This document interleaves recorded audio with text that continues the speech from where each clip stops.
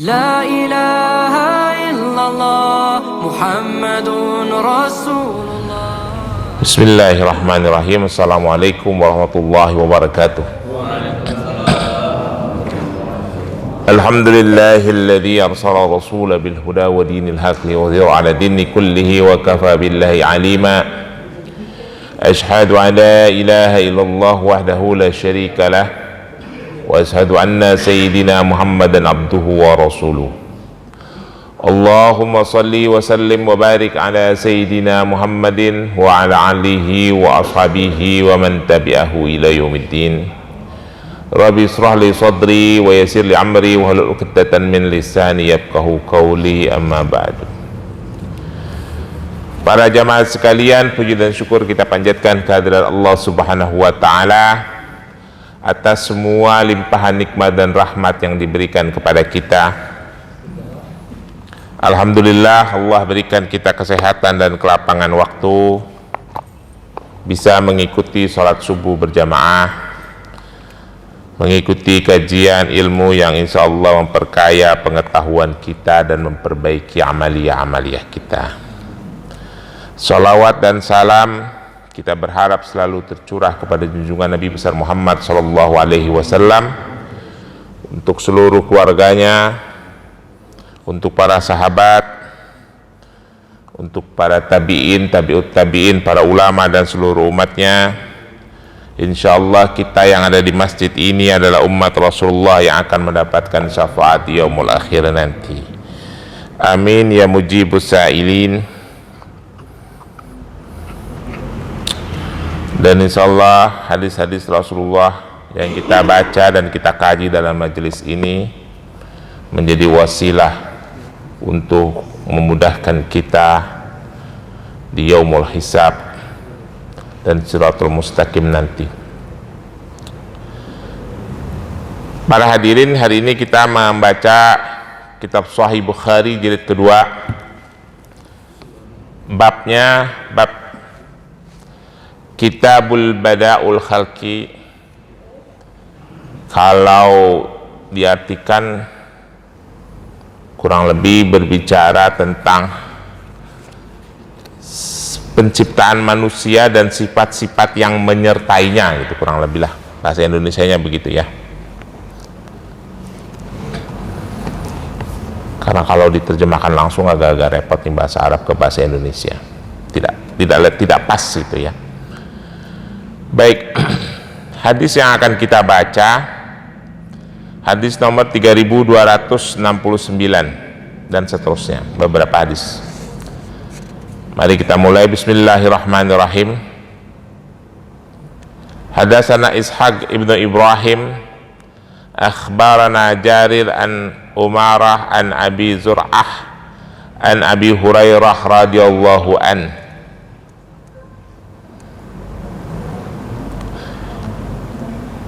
Rasulullah sallallahu alaihi wasallam qala tajidun nasa mu'adanal khiyaruhum fil jahiliyah khiyaruhum fil islam idza faquhu wa tajidunna khairan nasa fi hadha sya'nin ashaddahum lahu karahiyatu wa tajiduna syaran nasa idza dzul wajhain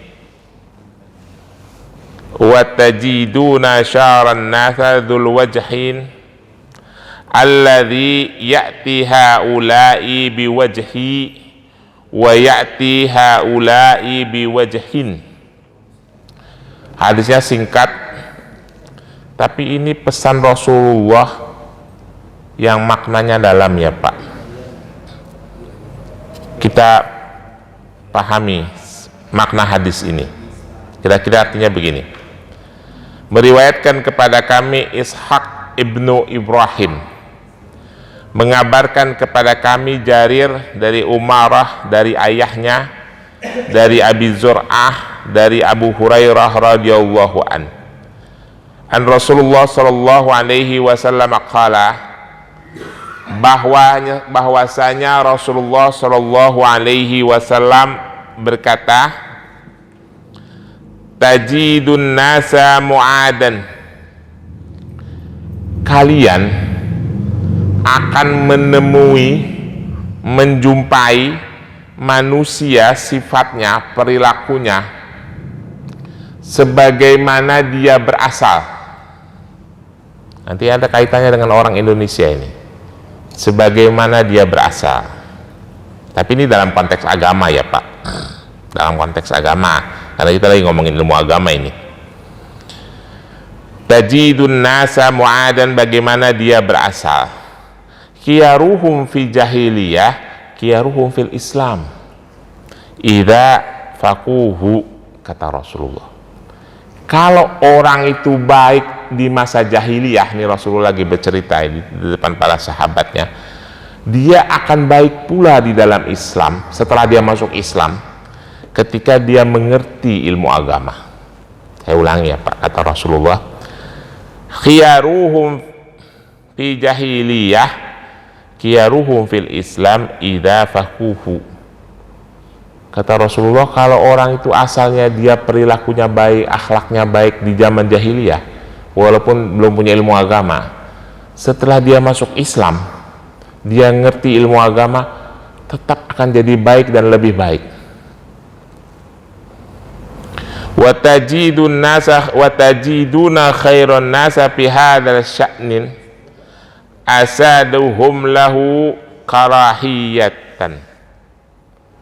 Dan kalian akan menjumpai pemimpin penguasa yang baik adalah ketika dia berkuasa, dia tidak menghendaki kekuasaan itu.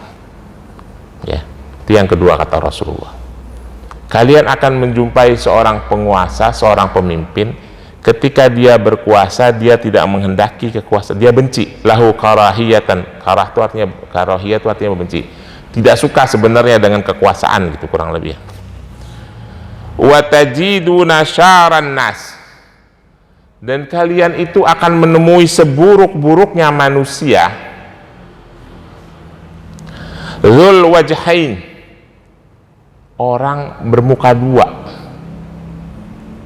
Wajah itu kan artinya, wajhi itu kan artinya satu. Wajhain, bermuka dua. Alladzi ya'ti haula'i biwajhi, kalau dia datang ke sini pakai wajahnya yang satu, wa ya'ti haula'i biwajhin, nanti datang lagi ke sini pakai wajah yang lain, maksudnya pakai perilaku yang berbeda.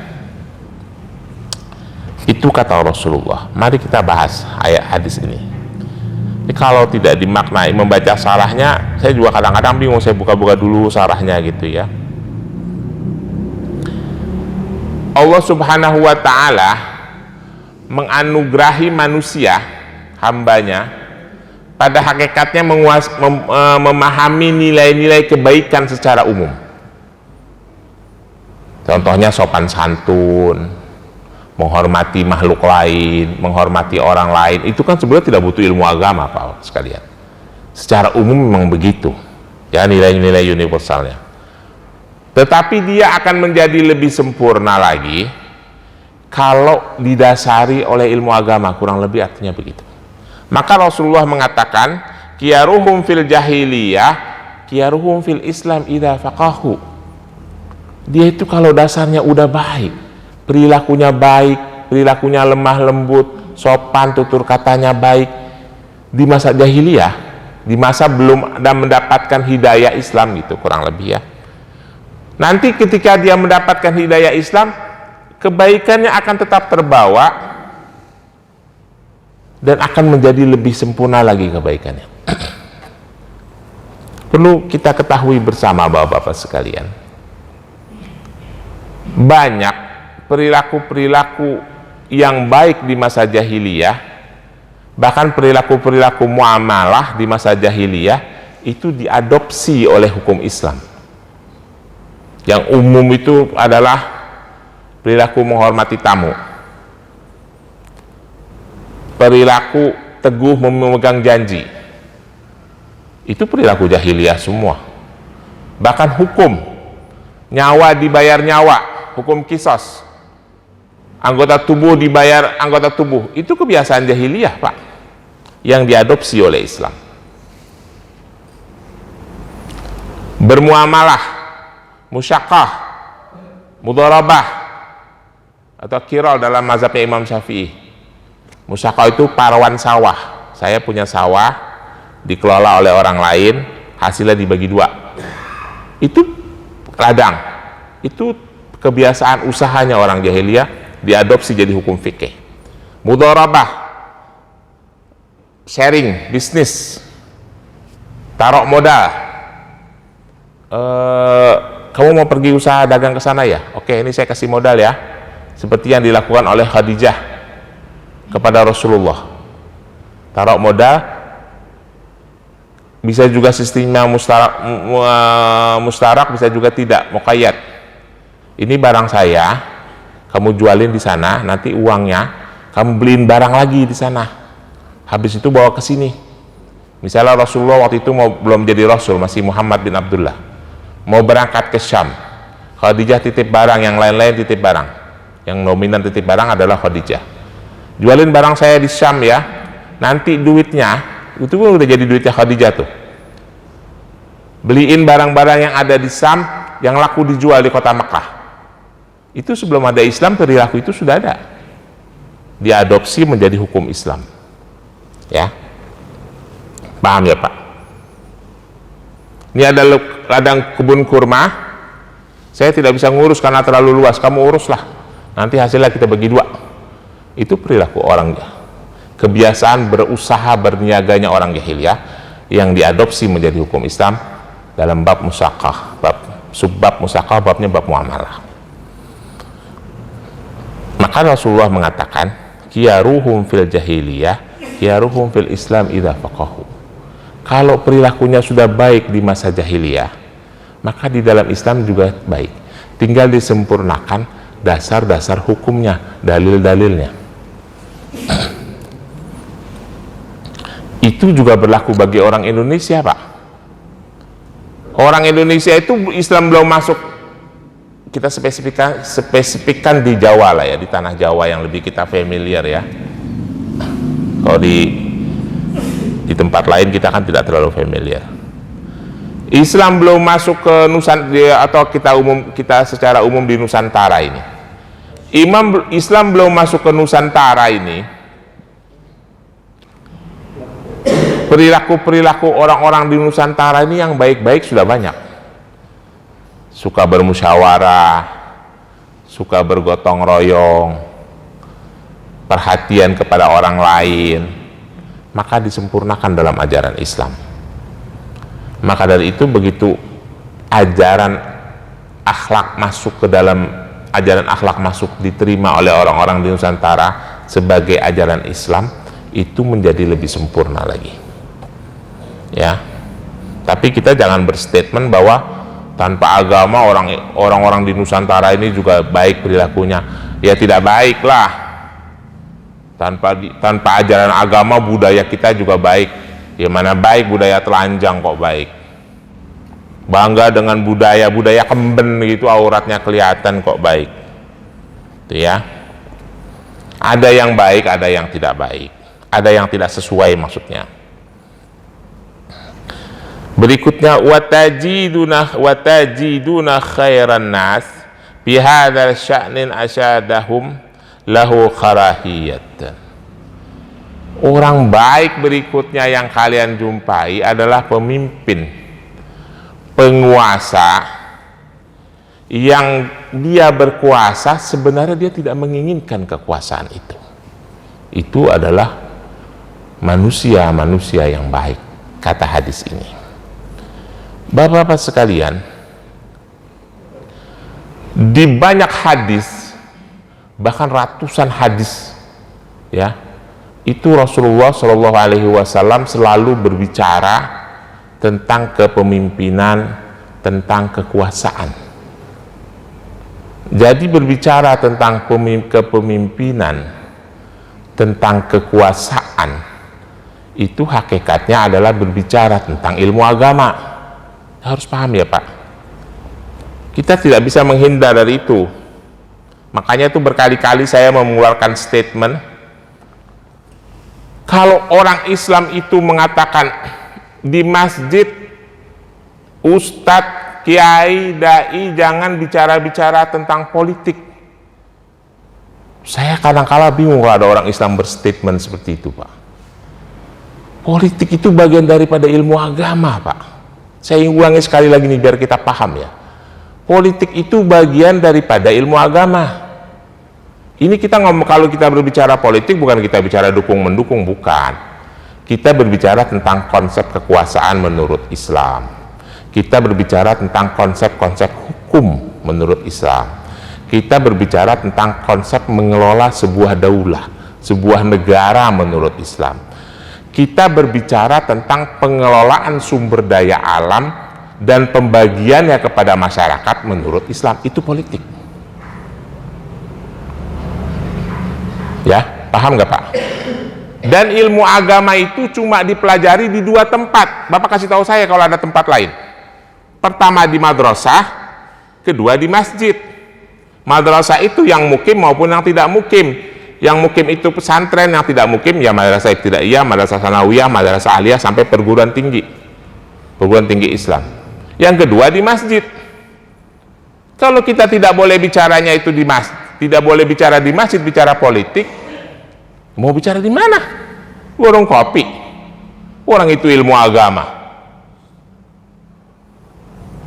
Kalau ustadz tidak boleh bicara, yang mau bicara siapa? Oh, ustadz itu tugasnya ngajarin agama itu ustadz. Salah satunya ilmu agama itu adalah ilmu tentang kekuasaan. Saya pernah menyampaikan kan dulu konsep Islam dalam mengelola sumber daya alam. Salah satunya adalah konsep ihyaul mawat, mengelola tanah-tanah, ladang-ladang sumber daya alam yang mati. Itu ada dalam Islam, Pak, dan itu bagian dari ilmu politik. Kalau ustadz tidak boleh bicara itu, siapa yang mau ngomong? Ustadz yang ngerti ilmu agama. Kalau tidak boleh di masjid, mau bicara di mana? Tempatnya cuma 2 kalau tidak masjid dan madrasah. Madrasah itu secara umum ya Pak, baik pesantren maupun non pesantren. Cuma 2 itu. Jadi harus kita memahami. Bapak-bapak di rumah nanti buka surah An-Nur ayat 55. Saya ulangi lagi. Buka surah An-Nur ayat 55. Wa'adallaha alladhina amanu minkum wa amilu shalihat liyastakhlifanahum fil ardi kama stakhlafal ladhina min qablihim. Kata Allah dalam surah An-Nur ayat 55. Allah menjanjikan kepada orang-orang yang beriman di antaramu dan orang-orang yang beramal soleh, liyastakhlifanahum fil ardi kama stakhlafal ladhina min qablihim. Mereka akan berkuasa di muka bumi seperti orang-orang sebelum mereka. Allah menjanjikan kekuasaan di muka bumi kepada orang yang beriman dan beramal soleh. Itu politik bukan Pak? Itu politik bukan Pak, kekuasaan? Politik Pak. Adanya di mana? Di Al-Quran. Surah An-Nur ayat 55. Di mana kita mau baca Al-Quran itu? Ya kalau tidak di lembaga pendidikan, di masjid. Ya masa iya kita mau baca di warung kopi? Paham ya Pak? Jelas? Itu adalah bagian daripada ilmu agama yang kita kaji di majelis taklim. Makanya ustadz itu harus paham ilmu politik. Berikutnya dalam hadis lain, watajiduna syaran nasa dzul wajhain, dan engkau akan menemukan seburuk-buruknya manusia dzul wajhain, mukanya 2, bukan mukanya jauh, mukanya 2, dzul wajhain, berwajah 2, alladzi ya'ti haula'i biwajhi alladzi ya'ti bihaula'i biwajhin. Datang ke sini pakai perilaku seperti ini, datang ke sana ngobrol sama orang sana pakai perilaku begini. Itu sangat dinista oleh Rasulullah Shallallahu Alaihi Wasallam. Orang berwajah 2. Saya buka-buka kitab sarahnya Sahih Bukhari, kitab Fathul Bari. Apa sih maksudnya ini? Sarah yang terkenal itu kan kitab Fathul Bari karangan Ibnu Hajar Asqalani. Ibnu Hajar mendefinisikan, mensarahkan, menjelaskan kata-kata dzul wajhain ini dengan kalimat innama kana dzul wajhin, sesungguhnya orang-orang yang berdua wajah, yang bermuka dua, kata Rasulullah. Kata-kata Ibnu Hajar Asqalani ini menjelaskan makna itu. Asyaran nasa, seburuk-buruknya manusia, li'ana haluhu halun munafikin, karena perilaku mereka seolah-olah seperti perilaku orang munafik. Idh huwa mutamalaqun bil batil wa bil kadhibi, mereka itu menyembunyikan kebatilan dan kedustaan. Kata Ibnu Hajar, ini bukan kata saya, nanti baca Bapak cari kitabnya, Bapak baca sendiri. Man mudkhilin fasada bainan nas, perilaku berikutnya adalah mudkhilil fasada, memasukkan, menyisipkan, niup-niupin fasada, keburukan-keburukan di antara manusia. Itu penjelasan Ibnu Hajar Asqalani dalam kitab Fathul Bari, sarahnya Sahih Bukhari. Saya pernah menjelaskan kan beberapa minggu lalu, setiap kitab hadis itu ada kitab sarahnya, ada kitab penjelasannya. Sahih Bukhari itu yang terkenal kitab sarahnya adalah kitab Fathul Bari. Sahih Muslim itu yang terkenal kitab sarahnya adalah kitab Al-Minhaj karangan Imam Nawawi. Nah, ini kitab Fathul Bari. Ibnu Hajar menjelaskan, orang yang bermuka dua itu adalah seburuk-buruknya manusia. Dia perilakunya seperti perilaku orang munafik, menyembunyikan kebatilan dan kedustaan, kata Ibnu Hajar, dan seringkali meniup-niupin, masukin keburukan di tengah-tengah manusia, menyebar-nyebar isu, menyebar cerita hoax, ya. Itu yang Rasulullah ingatkan kepada kita untuk berhati-hati. Itu seburuk-buruknya manusia, dan sekaligus mengingatkan kepada kita untuk tidak menjadi seperti itu. Pokoknya kita jadi manusia itu pegang prinsip saja. Ya. Begini ya, begini udah. Tidak usah berubah-ubah. Yang penting kita berpedoman pada ajaran agama. Jangan suka ke kanan, suka ke kiri. Hari ini bicara begini, hari ini bicara begitu. Apalagi kalau udah dapat kekuasaan langsung berubah gitu ya. Itu hadis nomor 3269. Sekarang kita lanjutkan hadis nomor 3270. Bismillahirrahmanirrahim.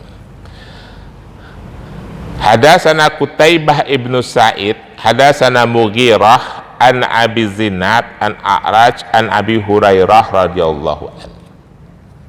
Ana Nabi sallallahu alaihi wasallam qala, nasu taba'u lil Quraisy fi hadha sya'nin, muslimuhum taba'u muslimihim wa kafiruhum taba'u lil kafirihim wan nasu mu'adinu khiyaruhum fil jahiliyah khiyaruhum fil islam idza faquhu tajiduna min khairin nas asyadan nasi karahiyatu lihadha sya'nin hatta taqa'a fihi. Kurang lebih artinya begini. Meriwayatkan kepada kami Qutaibah ibnu Sa'id, meriwayatkan kepada kami Mughirah dari Abi Zinad dari A'raj dari Abu Hurairah radhiyallahu an. Ana Rasulullah sallallahu alaihi wasallam qala, bahwasanya Rasulullah sallallahu alaihi wasallam berkata, taba'ul Quraisy, an-nasu taba'ul Quraisyin, fi hadza sya'nin. Manusia, kata Rasulullah nih. Tapi ini bahasanya masih bahasa perumpamaan ya, bahasa yang perlu dimaknai lebih dalam gitu ya. Dalam memimpin, dalam mengelola sebuah kekuasaan, mengikuti orang-orang Quraisy. Ya, bihadza sya'n. Muslimuhum taba'u muslimihim. Orang-orang muslim di luar suku Quraisy akan mengikuti pola perilaku petunjuk apa yang dilakukan oleh orang-orang Quraisy yang sudah muslim. Wa kafiruhum, orang-orang yang tidak muslim, yang kafir, taba'u li kafirihim, akan mengikuti perilaku orang-orang Quraisy yang kafir juga. Kurang gitu ya. Wan nasu mu'adinu khiyaruhum fil jahiliyah khiyaruhum fil Islam. Rasulullah menegaskan lagi, manusia itu pada prinsipnya tergantung dari mana dia berasal. Contoh ya, kalau Rasulullah bilang jahiliyah itu bukan berarti bicara satu komunitas orang yang sebelum Islam di kota Makkah, bukan itu maksudnya Pak. Jahiliyah itu orang yang belum mendapatkan hidayah. Pada masa itu konteksnya adalah masyarakat kota Mekah. Ya kalau sekarang mah konteksnya masyarakat mana saja yang belum dapat hidayah Islam itu disebut jahiliyah. Paham ya Pak? Jangan kalau kita ngomongin jahiliyah itu asosiasi kita Abu Jahal, Abu Lahab, Hindun dan lain-lain, bukan itu. Bukan semata-mata itu, salah satunya itu gitu. Wan nasu mu'adinu khiyaruhum fi khiyari jahiliyah khiyaruhum fil Islam idza faqahu. Kalau orang itu baik pada masa jahiliyahnya, maksudnya pada masa sebelum Islam, di mana ya, di mana saja, di Jawa kayak di Sumatera kayak di Eropa kayak di Amerika, di mana-mana, kalau dia perilakunya sudah baik, ketika dia mendapatkan hidayah mempelajari agama Islam akan lebih baik lagi, kurang lebih begitu kata Rasulullah. Tajiduna min khairin nas asyadan nasa karahiyatu li hadza sya'nin. Kalian juga akan menjumpai sebaik-baiknya manusia adalah penguasa, pemimpin yang sebenarnya dia tidak suka dengan kekuasaannya. Jadi kalau ada presiden di Indonesia ini sebetulnya mereka kagak mau jadi presiden, dijadiin presiden, itu orang yang baik. Emang dia kagak demen sebetulnya, terpaksa menjadi pemimpin demi kebaikan umat, bukan karena keinginannya. Itulah orang yang baik kata Rasulullah. Kata Rasulullah, bukan kata saya. Kalau nggak percaya baca sendiri hadisnya nih. Ya. Kalau ada nanti bapak-bapak kalau mau milih pemimpin dimanapun, pilih yang kagak pengen, itu yang baik. Kalau yang pengen jangan dipilih, tapi semuanya pengen, ya udah jangan pilih. Gampang kan? Emang begitu kata Rasulullah. Kagak percaya baca aja sendiri nih hadisnya. Terus saya pinjemin nih kitab tuh, ada. Udah presiden nyalon, gubernur nyalon, wali kota nyalon, kira-kira dia dipaksa nyalon, diminta gitu ya, tapi dia sendiri nggak pengen, itu kita pilih. Ini kok pakai nyebar-nyebar sesuatu, jangan dipilih, itu orang buruk itu. Ya. Nah, terus pertanyaannya, emang kita harus ngikutin orang Quraisy? Ini perumpamaan, Pak. Ini ada yang salah nih, Pak. Sering ada yang salah nih, Ustadz zaman sekarang suka keliru nih. Bapak ingat nggak waktu heboh-hebohnya ISIS dulu di Suriah dan di Irak? Kan ada pemimpinnya yang orang Yahudi itu, saya udah jelasin di sini nih. Pemimpinnya namanya Abu Bakar al-Baghdadi. Wah, itu orang Quraisy, turunan orang Quraisy. Menurut hadis-hadis Rasulullah, dialah yang layak menjadi khalifah. Karena Rasulullah mengatakan yang menjadi pemimpin itu yang pantas itu adalah suku Quraisy. Padahal Abu Bakar al-Baghdadi itu bukan orang Arab. Namanya Ibrahim Awad, orang Libanon, keturunan Yahudi, mata-mata Israel. Orang agak ngerti aja, orang Quraisy. Orang Indonesia dikirim nih, diprovokasi sama ustadz-ustadz yang error, jadi perang melawan ISIS. Akhirnya sekarang kagak bisa balik, gak diakui, gak diterima oleh pemerintah Indonesia, dicabut paspornya. Udah terbengkalai di mana-mana, di Suriah, di Irak tuh. Apa kombatan Indonesia itu? Saya pernah ceritain kan? Salah satunya tetangga saya. Tetangga, bener-bener tetangga nempel rumahnya Pak, di Petukangan. Yang jadi tetangga saya itu perempuan, istrinya namanya Veronica Pualam, Ika panggilannya. Menikah sama seseorang, padahal seseorang itu udah keren itu, kerja di perusahaan telekomunikasi. Ikut-ikut kajian ustadz yang error, berangkat ke Suriah, berperang membela ISIS, suaminya meninggal, dinikahi lagi sama kombatan ISIS dari negara lain, sekarang terlunta-lunta di Suriah. Jumlahnya ratusan Pak. Kenapa? Karena nggak ngerti politik. Itu akibat dari nggak ngerti, makanya paham. Nggak usah jauh-jauh nih, nggak usah jauh-jauh. Ini nggak usah dihapus ya.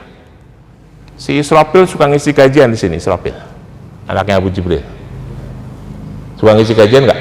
Nanti kalau dia ngisi kajian tanya. Adiknya dia juga mati di Suriah, ikut perang lawan ISIS. Ini ngomong sama saya. Adiknya kan teman adik saya, Jibril, Israfil. Itu teman-teman adik saya tuh kumpulnya di rumah di Joglo sama si Wisnu yang jadi artis. Wisnu, Jibril, Israfil, adik saya namanya Munawaroh. Kumpulnya di rumah aja kalau itu ribu-ribu sama si Wisnu. Satu jadi artis, adik saya mah jadi orang biasa, jadi guru. Satu mati di Suriah, yang satu lagi jadi ustadz. Contoh. Karena nggak ngerti politik Pak, dibohong-bohongin mau aja. Orang Quraisy harusnya jadi pemimpin. Makna hadis ini, pada masa itu kan Islam belum kuat Pak, dan orang Arab itu kan multi etnik, multi kabilah, banyak suku-suku, dan perilaku orang Arab itu egonya tinggi Pak, ego kesukuannya Pak. Misalnya saya sama Pak Abu nih sama-sama suku Bani Asy'ari misalnya, walaupun saya kagak kenal, Bapak coba-coba nyolek saya, nyolek dia, sama-sama Bani Asy'ari, saya ngamuk Pak. Maka dari itu Rasulullah di Mekah nggak ada yang berani nyolek-nyolek. Kenapa Rasulullah kagak ada yang berani nyolek-nyolek?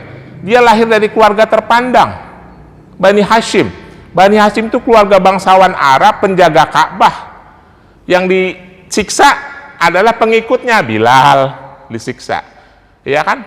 Sumayyah disiksa. Rasulullah nggak ada yang berani Pak, karena nyolek dia. Walaupun Bani Hashim belum Islam, ngamuk Bani Hashim, nuntut balas nyawa, balas tebusan. Itu keriplah ke orang Arab, egonya tinggi, kesukuannya sangat tinggi.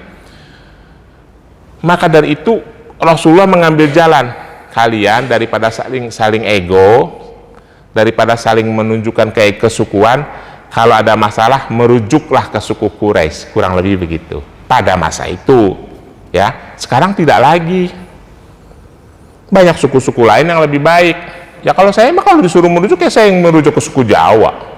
Kalau di Indonesia bagaimana Pak, masalah musyawarah dan lain-lain, merujuk suku Jawa lebih baik menurut saya, nggak harus ke suku Quraisy. Saya tahu suku Quraisy, saya pernah ada di sana ya. Itu kontekstualnya seperti itu. Jadi memahami ilmu agama itu begitu. Abu Bakar al-Baghdadi orang Quraisy, layak jadi khalifah. Itu Ibrahim Awad. Bapak tahu presiden Suriah yang sekarang, Ahmad al-Sarraj, yang dibangga-banggain sama ustadz-ustadz yang error juga. Namanya Ahmad al-Sarraj, mantan panglima perang ISIS. Waktu jadi panglima perang ISIS namanya Ahmad al-Julani. Nama aslinya ada ya Yosef Saul Cohen, cucu Eli Cohen. Itu dia si Ahmad al-Sarraj. Bapak pernah dengar cerita saya tentang Eli Cohen beberapa bulan lalu, yang dihukum gantung di Suriah? Cucunya Ahmad al-Sarraj itu. Makanya begitu dia jadi pemimpin, Amerika langsung merapat. Ya pionnya dia. Sekarang udah ada statement tuh di kalangan ustadz-ustadz tertentu, Ahmad al-Sarraj tuh Imam Mahdi. Ya Allah ya Robbi, dia mendamaikan Suriah. Lah dia yang hancurin Suriah Pak. Hancur Suriah itu oleh ISIS. Bapak pernah ke Suriah nggak zamannya Hafiz al-Assad? Saya kan di sana Pak. Hari ini saya pernah nyampaikan di sini, Kita lempar dompet, 15 menit lagi itu dompet nyampe ke kantor polisi. Saking damai dan tenangnya itu Suriah. Kalau kita ketemu dompet di jalan, lalu kita sampaikan ke kantor polisi, saya menemu dompet di jalan. Yang punya itu udah datang duluan, kita yang diomelin. Kamu kenapa nggak buru-buru ke sini? Tadi yang punya udah datang. Kita niat baik nih.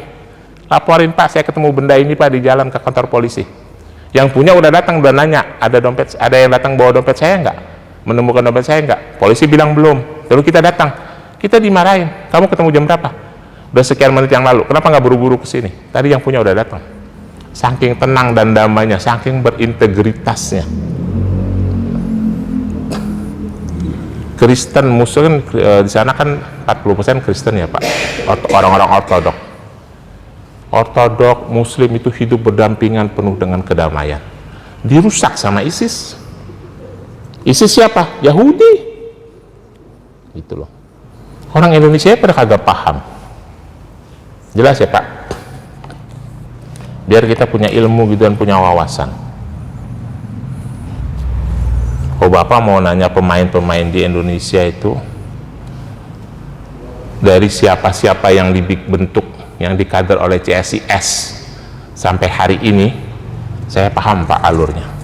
Sampai yang bikin Gavatar, yang bikin apa itu, sampai level-levelnya pemain-pemain recehan seperti Permadi Arya, itu alurnya saya paham. Karena saya yang ngerti politik. Baik, kita lanjutkan hadis berikutnya. Bismillahirrahmanirrahim.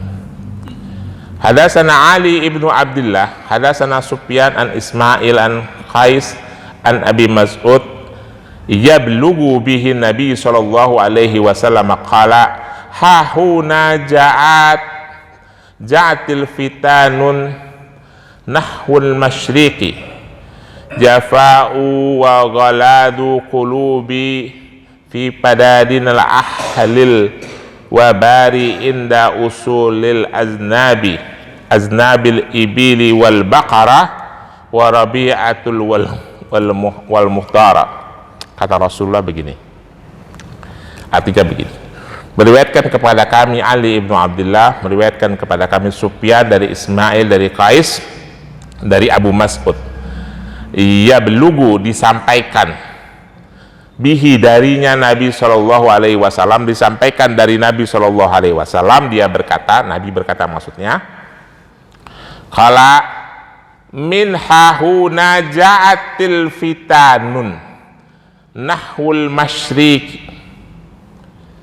nanti kata Rasulullah akan datang fitnah dari arah timur. Nah ini juga jangan salah artian, ini yang hadis ini yang dimain-main ini sama ustadz-ustadz untuk menyerang kubu-kubu berbeda. Nahwul masyriqi jafa'u wal ghaladul qulubi, akan datang fitnah dari arah timur, orang-orang yang kasar dan orang-orang yang keras hatinya. Ini hadis juga sering digunakan untuk nembak orang-orang yang berbeda kubu. Itu jangan kita gunakan ya kalau kita nggak paham sekali. Datang dari arah timur mana? Dari arah timur kota Madinah. Arah timur kota Madinah yang mana? Gak ada kepastian Pak. Jangan kita bilang, oh dari Irak, oh dari Hijaz, oh dari Syam. Dari mana? Rasulullah hanya mengatakan dari arah timur. Jangan kita gunakan hadis ini memfitnah kelompok lain, suku-suku tertentu, atau kabilah-kabilah tertentu, atau aliran-aliran tertentu. Itu hanya peringatan bagi kita untuk waspada, untuk memahami ilmu agama dengan benar, supaya akidah kita tidak diacak-acak, supaya pemahaman kita tidak diacak-acak. Ya. Lalu Rasulullah melanjutkan kata-katanya, wal fadadina ahlil wabira inda usulil adnab ibili wal baqara. Ini contoh pelajaran yang baik ya Pak, kalau ini teraplikasi hari ini. Salah satu orang yang sombong itu kata Rasulullah, orang yang suka atau orang yang memiliki atau orang yang mengembala sapi dan unta. sapi dan unta, Pak. Bapak ngerti nggak maknanya apa? Itu makanya saya katakan hadis itu harus kontekstual, jangan harus kontekstual, temporal, dan kondisional. Rasulullah bilang begini, Pak, selain akan datang fitnah dari arah timur, itu nanti didefinisikan sama orang yang paham saja. Orang yang suka menunjukkan kesombongan itu pemilik, pengembala unta dan sapi. Suka menunjukkan kesombongannya. Apa maksudnya Pak kira-kira, Pak? Di masa itu simbol kekuasaan dan kemegahan serta kemewahan adalah memiliki salah satunya selain kuda, memiliki sapi dan unta. Maka Rasulullah mengatakan orang yang mengembala sapi dan unta itu cenderung mengangkuh, tapi orang yang mengembala domba itu cenderung tenang dan tidak angkuh. Itu hanya bahasa simbolis saja. Kalau masih kurang paham juga nih, saya kasih gambaran yang paling sederhana nih. Kalau Bapak di jalan ngelihat orang yang pakai Fortuner selalu kenceng, apalagi mepetin yang pakai Avanza dan pakai Espas, yang pakai Pajero terlalu wing kencang, nah itu contohnya. Orang itu kalau sudah dipenuhi dengan kemewahan berlebihan, cenderung lupa diri, sehingga kadang merendahkan orang lain yang levelnya di bawah dia. Itu yang kata Rasulullah jangan kalian lakukan. Itu maksudnya. Jadi jangan kita memahami hadis itu secara letterless. Jelas ya Pak? Satu hadis lagi, saya persingkat. Ana Abu Hurairah radhiyallahu anhu qala sami'tu Rasulullah sallallahu alaihi wasallam yaqulu al-faqru wal khala'u fil fadadina ahlil wabara'i sakina fi ahlil ganam wal imanu yamani wal hikmatu yamaniyatu. Sami'tu Nabi sallallahu sami'tu yamana li annaha an yamanal Ka'bah wasyam anil yasiril Ka'bah. Rasulullah menyampaikan lagi begini, orang yang memelihara unta, sapi itu cenderung jadi kelihatan angkuh, kata Rasulullah gitu di masa itu ya. Berbeda sama orang yang melihara gonam, ahlil gonam, melihara kambing. Rasulullah mengatakan wasakinatu fi ahlil gonam. Biasanya orang kalau yang melihara domba dia lebih tenang, maksudnya dia tahu diri, ini kan barang gue bukan barang mahal gitu. Kalau yang punya barang mahal tuh menunjukkan kemewahan, itu artinya begitu maknanya. Wal imanu yamanu wal hikmatu yamaniyati. Dan orang yang kualitas imannya baik, yang keilmuannya baik adalah orang-orang Yaman. Ini juga jangan diartikan sembarangan. Kok diartikan sembarangan saya jadi bangga, gue turunan Yaman. Bukan itu maksudnya. Sami'tul yamana li anaha, aku mendengar, kata Abu Hurairah, li anaha, bahwasanya al yaminu ka'batu wasyam anil yasharil Ka'bah. Maksud Rasulullah, sepertinya yang dimaksud Rasulullah Yamanu itu adalah orang-orang yang berada di sebelah kanan Ka'bah. Memang Yaman ada di sebelah kanan Ka'bah dan Syam itu ada di sebelah kiri Ka'bah. Gitu ya Pak. Jadi tidak merujuk kepada satu wilayah. Walaupun Yaman adalah wilayah yang dipuja dan dibanggakan oleh Rasulullah karena penduduknya paling cepat menerima Islam, tapi tidak merujuk kepada satu suku tertentu. Jadi kita memahaminya seperti itu. Ini juga kadang suka dipakai nih konteks ini. Yaman. Saya jadi orang turunan Yaman biasa-biasa aja. Jadi begitu Bapak-bapak sekalian, pesan-pesan Rasulullah kepada kita semua. Kadang-kala memang kita untuk memahami hadis itu, jangankan ini lebih jauh lagi memahami Al-Quran ya. Memahami hadis saja kita butuh syarah dari para ulama, sehingga kita tidak bisa langsung memahami secara kontekstual, karena apa yang disampaikan oleh Rasulullah kan di masa itu. Kita harus menelaah lebih dalam, memahami penjelasan-penjelasan dan tafsir-tafsirnya. Demikian pula ayat-ayat Al-Quran. Saya kira begitu Bapak-Bapak, lebih kurangnya mohon maaf. Kalau ada pertanyaan saya persilahkan. Ada pertanyaan? Kalau tidak ada kita tutup. Billahi taufiq wa hidayah. Wassalamualaikum warahmatullahi wabarakatuh.